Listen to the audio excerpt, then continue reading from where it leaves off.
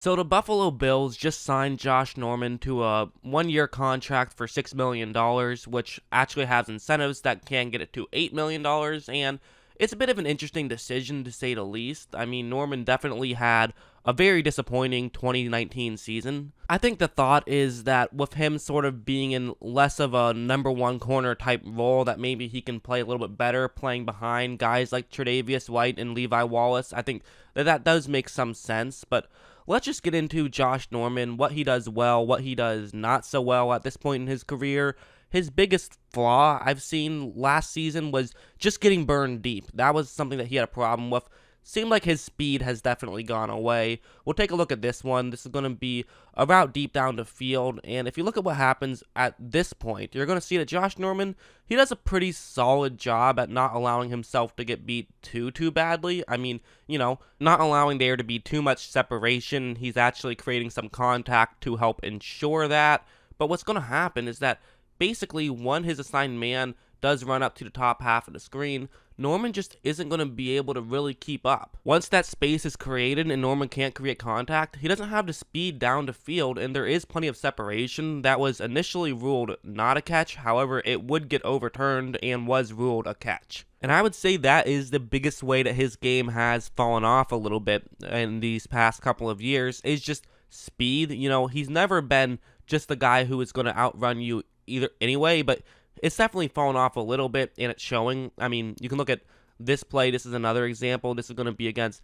the Minnesota Vikings, and basically, my point is that if Josh Norman can't create contact at the line, he's going to have some trouble at this point in his career. So you look right over here, he's playing press coverage, and what Stefon Diggs is going to do is simply just run around. It's going to take him a little bit longer to get deep, but in doing that, he's going to avoid the contact, and he just trusts that he can outrun his assigned man, which is Josh Norman, and for a good reason, because he can. Again, watch how he's just going to completely be able to outrun Norman. He gets by him. There's a big enough window where that is able to be a completion, and Norman just was not able to make that play. And that's something that Norman, quite frankly, was able to make earlier in his career. So that's something that is a problem with him. It just is. It's something that he struggled with in 2019.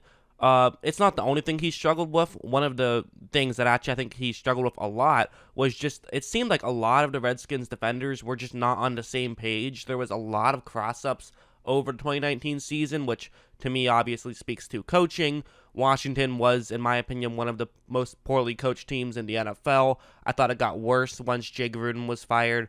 Again, that's just my opinion, and, I think that factored in. But one thing that did really matter was his ability to get burned, and not just in the way that it causes you to give up some big plays, but it can also hurt you in other ways, where like Josh Norman, it seemed like he was often very afraid to make sure that he gets not beat deep, but then because of that, he ends up getting beat in a different way. Like on this play, once again, it's going to be press coverage, but this time his assigned man is just running a quick curl route, not even 5 yards down the field. So this is totally an okay route for Josh Norman. This is actually something that you think he would excel at because it doesn't require him to use his speed, and he still is quick on his feet.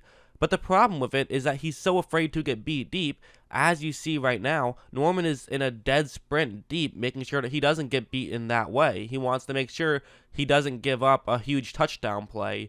But because of this now means that he's going to end up just running by his assigned man, which just leaves for a wide open throw for Wentz to make.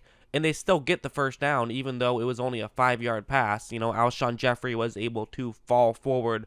They pick up some yards.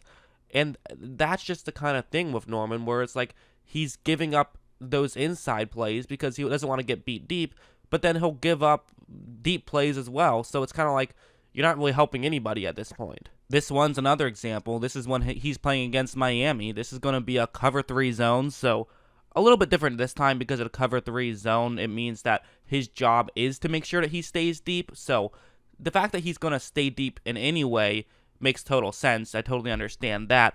But what's going to be more interesting is you're going to notice how far away he stays. So anyways, that's the route that's going to be important here. Norman is in charge of covering the zone that's on the bottom right-hand corner of the screen. And so when that route cuts in, there could be a little bit of separation where potentially there could be a window to make a throw. However, look at how far back Norman stays. I mean, at this point, there's no way he can crash in and make this play. he's too far away. Even though Norman actually, even at this point in his career, is still pretty good at breaking in and making a play on the ball, it's just not going to work right here. Fitzpatrick is easily able to make that throw. There was nothing Norman can do. And again, to me, that's just him being afraid of getting burned deep. So that's honestly the main problem with Norman, I think, is that he gets burned deep, and it really does come back to bite the Washington Redskins. At least it did last season, obviously. It won't anymore. He's no longer there. But I think that that's something that makes you kind of scratch your head a little bit if you are a Buffalo Bills fan and saying, why are we getting this washed-up player for $6 million? Admittedly, $6 million in football, not that much. I mean, you can maybe say that's just a flyer decision. Maybe hopefully he's able to play better, and if not the end of the world, especially with Buffalo. They do have just a ton of cap space. But at the same time, I'm sure there's plenty of Bills fans saying, okay, that's great that we have cap space, but why not use it on players that are going to be more effective than Norman? And one reason why you can't really do that so much is simply because it's not always so simple as you can just go out and buy whoever. I mean, sometimes you have to overpay even for just a role player because it's free agency. So at the end of the day, a $6 million contract for someone who can potentially be a role player, not the end of the world. But one thing is that I don't think that Norman is completely washed up yet either, and I think this play will actually do a good job of showing that. This is going to be, once again, a cover 3 zone, and that's going to be a very similar route to the one you saw last time. That's the zone Josh Norman is in charge of covering. So, okay, very similar play to what we saw last time. So at this point, you're probably saying, okay, well, probably the same thing is going to happen then. But actually, not quite. This is in week 1 where I think Norman still had his confidence, and if you look right now, he makes sure that he allows that Philadelphia player to come to him a little bit. He's more to the inside than he was, and he's more comfortable with allowing him to get in his area, whereas in future plays, you'll see him sort of be more quick to turn his shoulder to start running deep. And because of this, Norman is then able to run over and help knock the ball away. And so when I see that play, to me it shows me that Norman is not completely washed up. He still has the footwork, he still has that quick speed, but he just doesn't quite have the long distance speed. He can get burned deep. And to me, this tells me that maybe Buffalo has a plan to use him potentially as just sort of a slot guy. I could see something like that. That would make sense to me. Or just put him in a position where he doesn't have to worry about getting burned deep too often. Maybe even have him be the kind of guy who goes in against a tight end, because that way he won't get burned deep and can play very good coverage. And he's still a good tackling corner. He's always been a good tackling corner, so that could make sense. To me, it's one of those things where I kind of sort of say, well, I'm not exactly sure how they plan on using him because, last year, the way the Redskins used him didn't work. I do think there are some things you can do to make him valuable. You could argue about, I'd rather just draft a guy, and I think I could get a fine player in like the 6th round that can be something that Josh Norman can be, but at the same time, I mean, that's always a gamble. You're losing a draft pick, and, $6 million at the end of the day, not the end of the world, especially when you are getting a guy who, he has a lot of experience. He could maybe help out some of the younger players. I mean, it's possible. And he's just kind of the type of player who always plays with an edge. And maybe they felt like they needed that kind of presence in the locker room. I don't know. I mean, I don't hate the move. It's probably not the one I would have made, but I don't hate it. And again, Sean McDermott, I think he's earned our trust at this point that he knows what he's doing.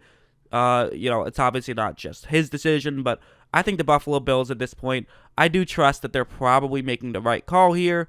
And at the end of the day, if you end up wasting $6 million, that's, in football terms, that's not the end of the world. I do think it's interesting. I think it's an interesting move. So I guess I'll say that I am a fan of the move. That's what I'll put it down as. I think it's probably going to be a good decision just because I trust the Bills front office, which feels kind of weird to say after so many bad years. But you know what? They're doing good now. We'll see if they can continue to do well. So that's just my opinion. Let me know what you guys think. Let me know in the comments below. Also, make sure to check out my website. We have blogs up there, so definitely check that out. It's always fun writing those. And anyways, I hope you guys enjoyed this video. And of course, as always, thanks for watching.